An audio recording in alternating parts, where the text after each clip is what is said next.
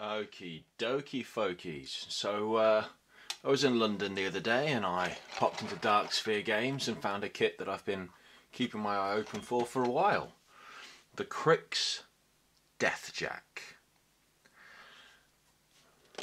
So I'm a little bit happy. Let's take a look at what we get in the box. Comes sealed in a clamshell, and we have the stat card that I've already popped into a sleeve. So, the Deathjack, speed 6, strength 12, melee attack of 8, ranged attack of 4, defense 13, armor 19. It's an abomination and has advanced, I forget whether that's advanced move or advanced deployment, it's one or the other. 2 open fist weapons, the Necroclaws, power and strength of 18, and as I said, open fist, plus the horns on its head, power and strength of 15. Quite a nice damage box as well for a Cryx Jack.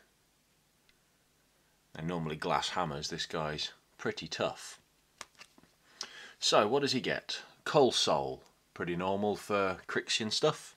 1 soul token for each living enemy destroyed within 2, gets an extra focus. Necromancy, whilst in its controller's control area, it can spend focus points to cast its controller's spells. That's kind of cool. When a model casts its controller's spells, the controller is considered to have cast them, but this model is their point of origin. Cannot cast spells with range of self or control, and it uses the controller's focus to cast them.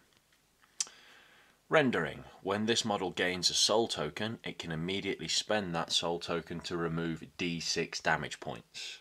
The whole fluff behind the Deathjack is it's not actually a Cryxian Jack, it just works for them at the moment, and its furnace is completely unique.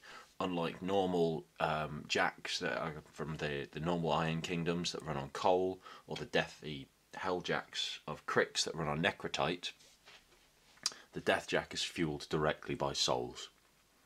And finally, Skulls of Hate. During your control phase, after focus allocation, this model gains 1 focus point for each of its arm systems that is currently not crippled, and while it has 1 or more non-crippled arm systems, its front arc is 360 degrees. The Deathjack is pretty badass. So what's in the box? Large base, quite obviously, he's a big jack, is the Deathjack. And let's see if we can start building him from the ground up. Let's find his feet. It says find his feet. The Deathjack actually comes in quite a few parts. Got 1 leg, there's the other leg. So, the feet aren't actually cast on the legs. Legs, whoop, are separated like so.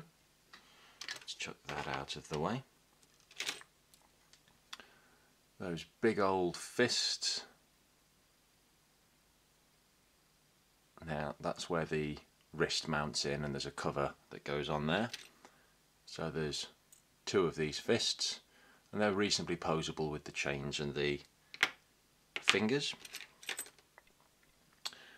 These are the blades that go on the back of the knuckles, and the cover that goes on the wrist section.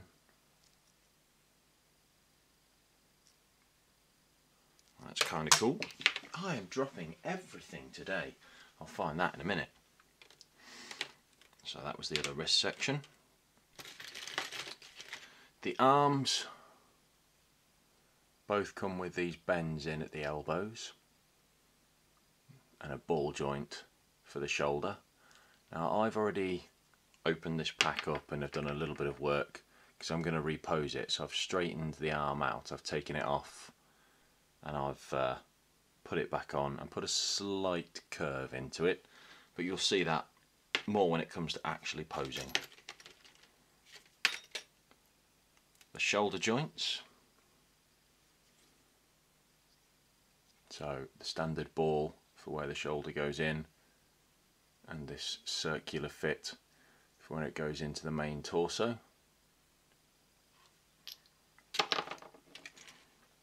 We have our main torso, so where the shoulders are going to fit in, The head section will go into there, and on the very top goes this big old ornate plate.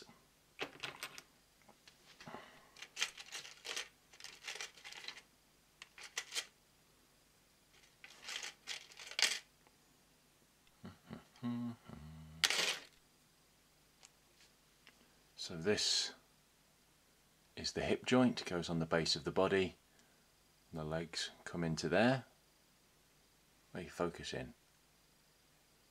So it's pretty poseable that way. To go on top of the shoulder pads are the skulls of hate. So these big old spikes on the top. And the skull, there's two of those. They're the bits that give us the extra focus allocation, and in the fluff, whenever the Deathjack's destroyed, someone has this overwhelming sort of compulsion to put them onto their own jack, and it becomes the new Deathjack. The head with those mighty Hellboyish horns. The collar that goes around the front of the upper plate.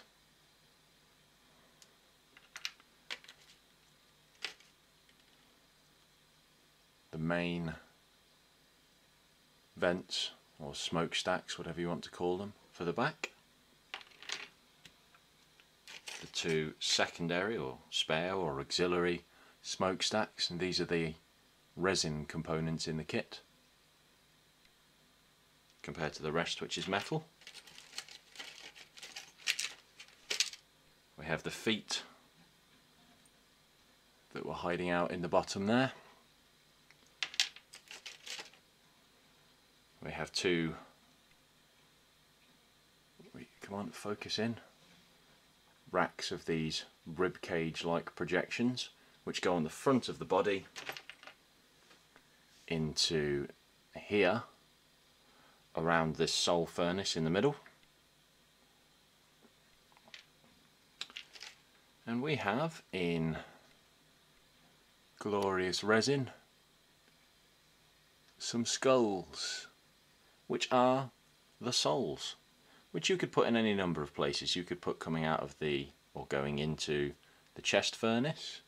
I'm thinking I might actually save them for a spell on another character. But those are all the parts of the Deathjack, and now I'm going to assemble him and repose him a little to make him a lot less static, because the Deathjack's posing generally either looks like he's walking forward or he's just standing there being a bit of a menacing hulk. I want my Deathjack to be a bit of a centerpiece and have a nice sense of motion and fluid, so I'm shamelessly copying a pose that I've seen after googling some images of the Deathjack, and hopefully you'll like what I do with it. Hopefully I'll like what I do with it. Anyway, thanks for watching folks, stay safe, have fun, and you'll see this from me in the near future. Bye.